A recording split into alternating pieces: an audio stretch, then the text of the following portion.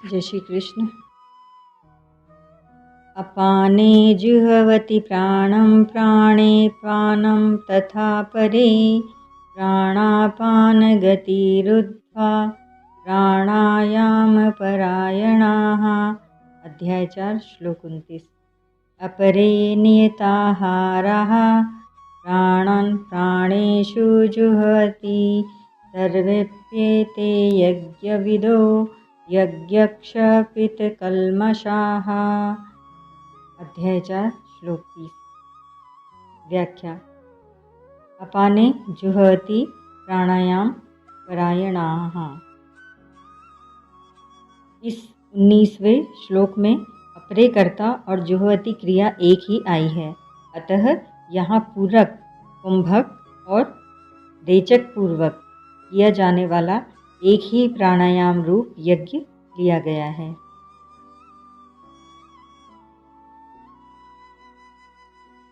प्राण का स्थान हृदय ऊपर तथा अपान का स्थान गुदा नीचे है। हदि प्राणः स्थितो नित्यम पानो गुदमंडले योग चूड़ामण्यु निषद। 23। श्वास को बाहर निकालते समय वायु की गति ऊपर की ओर तथा श्वास को भीतर ले जाते समय वायु की गति नीचे की ओर होती है। इसीलिए श्वास को बाहर निकालना प्राण का कार्य और श्वास को भीतर ले जाना अपान का कार्य है। योगी लोग पहले बाहर की वायु को वायु नासिका चंद्रनाड़ी के द्वारा भीतर ले जाते हैं। वह वायु हृदय में स्थित प्राणवायु को साथ लेकर नाभि से होती हुई स्वाभाविक ही अपान में लीन हो जाती है। इसको पूरक कहते हैं। फिर वे प्राणवायु और अपान वायु दोनों की गति रोक देते हैं। न तो श्वास बाहर जाती है और न श्वास भीतर ही आती है। इसको कुंभक कहते हैं। इसके बाद वे भीतर की वायु को दाईं नासिका सूर्य नाड़ी के द्वारा बाहर निकालते हैं। वह वायु स्वाभाविक ही प्राणवायु को तथा उसके पीछे पीछे अपान वायु को साथ लेकर बाहर निकलती है। यही प्राणवायु में अपान वायु का हवन करना है। इसको रेचक कहते हैं।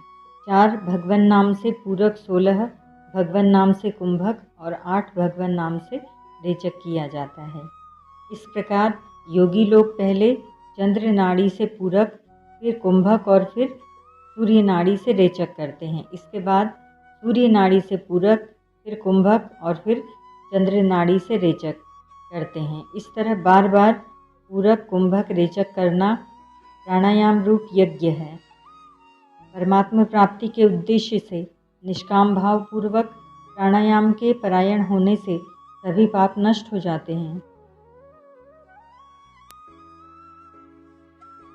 अपरे नियताहाराः प्राणेषु जुह्वति। नियमित आहार विहार करने वाले साधक ही प्राणों का प्राणों में हवन कर सकते हैं। अधिक या बहुत कम भोजन करने वाला अथवा बिल्कुल भोजन न करने वाला यह प्राणायाम नहीं कर सकता। गीता 6 अध्याय का 16वां-17वां श्लोक। प्राणों का प्राणों में हवन करने का तात्पर्य है प्राण का प्राण में और अपान का अपान में हवन करना, अर्थात प्राण और अपान को अपने अपने स्थानों पर रोक देना। न श्वास बाहर निकलना और न श्वास भीतर लेना। इसे स्तंभ वृत्ति प्राणायाम भी कहते हैं।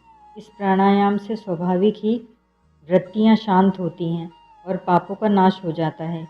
केवल परमात्मा प्राप्ति का उद्देश्य रखकर प्राणायाम करने से अंतःकरण निर्मल हो जाता है और परमात्मा प्राप्ति हो जाती है। सर्वेप्येते यज्ञविदो यज्ञक्षपितकल्मषाः। 24वें श्लोक से 23वें श्लोक के पूर्वार्ध तक जिन यज्ञों का वर्णन हुआ है उनका अनुष्ठान करने वाले साधकों के लिए यहाँ सर्वेप्येते पद आया है। उन यज्ञों का अनुष्ठान करते रहने से उनके संपूर्ण पाप नष्ट हो जाते हैं और अविनाशी परमात्मा की प्राप्ति हो जाती है। वास्तव में संपूर्ण यज्ञ केवल कर्मों से संबंध विच्छेद करने के लिए ही है। ऐसा जानने वाले ही यज्ञविद अर्थात यज्ञ के तत्व को जानने वाले हैं। कर्मों से सर्वथा संबंध विच्छेद होने पर परमात्मा का अनुभव हो जाता है। जो लोग अविनाशी परमात्मा का अनुभव करने के लिए यज्ञ नहीं करते, प्रत्युत इस लोक और परलोक स्वर्ग आदि के विनाशी भोगों की प्राप्ति के लिए ही यज्ञ करते हैं, वे यज्ञ के तत्व को जानने वाले नहीं हैं। कारण कि विनाशी पदार्थों की कामना ही बंधन का कारण है। गतागतम काम कामा लभन्ते, गीता 9:21। अतः मन में कामना वासना रखकर परिश्रम पूर्वक बड़े बड़े यज्ञ करने पर भी जन्म मरण का बंधन बना रहता है। मिटी न मन की वासना, नौ तत भय न नास, तुलसी के ते पचम ये, दे दे तन को त्रास। विशेष बात, यज्ञ करते समय अग्नि में आहुति दी जाती है। आहुति दी जाने वाली वस्तुओं के रूप पहले अलग अलग होते हैं, परंतु अग्नि में आहुति देने के बाद उनके रूप अलग अलग नहीं रहते, अपितु सभी वस्तुएं अग्नि रूप हो जाती हैं।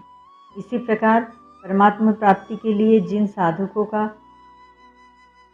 का यज्ञ रूप से वर्णन किया गया है, उनमें आहुति देने का तात्पर्य यही है कि आहुति दी जाने वाली वस्तुओं की अलग सत्ता रहे ही नहीं, सब स्वाहा हो जाए। जब तक उनकी अलग सत्ता बनी हुई है, तब तक वास्तव में उनकी आहुति दी ही नहीं गई, अर्थात यज्ञ का अनुष्ठान हुआ ही नहीं। इसी अध्याय के 16वें श्लोक से भगवान कर्मों के तत्व, कर्म में अकर्म का वर्णन कर रहे हैं। कर्मों का तत्व है कर्म करते हुए भी उनसे नहीं बंधना। कर्मों से न बंधने का ही एक साधन है यज्ञ। जैसे अग्नि में डालने पर सब वस्तुएं स्वाहा हो जाती हैं, ऐसे ही केवल लोकहित के लिए किए जाने वाले सब कर्म स्वाहा हो जाते हैं। यज्ञायाचरतः कर्म समग्रम प्रविलीयते, गीता 4:23। निष्काम भाव पूर्वक केवल लोकहितार्थ किए गए साधारण से साधारण कर्म भी परमात्मा की प्राप्ति कराने वाले हो जाते हैं, परंतु सकाम भाव पूर्वक किए गए बड़े से बड़े कर्मों से भी परमात्मा की प्राप्ति नहीं होती, कारण कि उत्पत्ति विनाशशील पदार्थों की कामना ही बांधने वाली है। पदार्थ और क्रियारूप संसार से अपना संबंध मानने के कारण मनुष्य मात्र में पदार्थ पाने और कर्म करने का राग रहता है कि मुझे कुछ न कुछ मिलता रहे और मैं कुछ न कुछ करता रहूं। इसी को पाने की कामना तथा करने का वेग कहते हैं। मनुष्य में जो पाने की कामना रहती है, वह वास्तव में अपने अंशी परमात्मा को ही पाने की भूख है, परंतु परमात्मा से विमुख और संसार के सम्मुख होने के कारण मनुष्य इस भूख को सांसारिक पदार्थों से ही मिटाना चाहता है। सांसारिक पदार्थ विनाशी हैं और जीव अविनाशी है।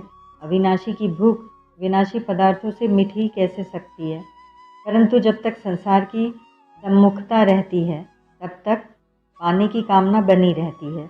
जब तक मनुष्य में पाने की कामना रहती है, तब तक उसमें करने का वेग बना रहता है। इस प्रकार जब तक पाने की कामना और करने का वेग बना हुआ है, अर्थात पदार्थ और क्रिया से संबंध बना हुआ है, तब तक जन्म मरण नहीं छूटता। इससे छूटने का उपाय है कुछ भी पाने की कामना न रखकर केवल दूसरों के हित के लिए कर्म करना। इसी को लोक संग्रह, यज्ञार्थ कर्म, लोक हितार्थ कर्म आदि नामों से कहा गया है।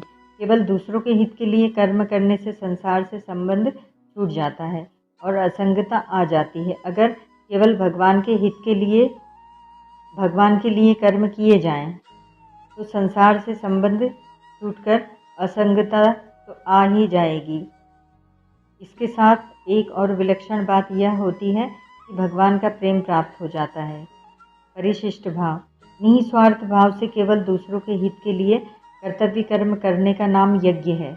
यज्ञ से सभी कर्म अकर्म हो जाते हैं, अर्थात बांधने वाले नहीं होते।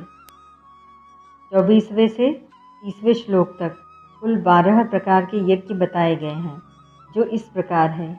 ब्रह्मयज्ञ प्रत्येक कर्म में कर्ता, करण, क्रिया, पदार्थ आदि सबको ब्रह्म रूप से अनुभव करना। भगवद अर्पण रूप यज्ञ संपूर्ण क्रियाओं और पदार्थों को केवल भगवान का और भगवान के लिए ही मानना।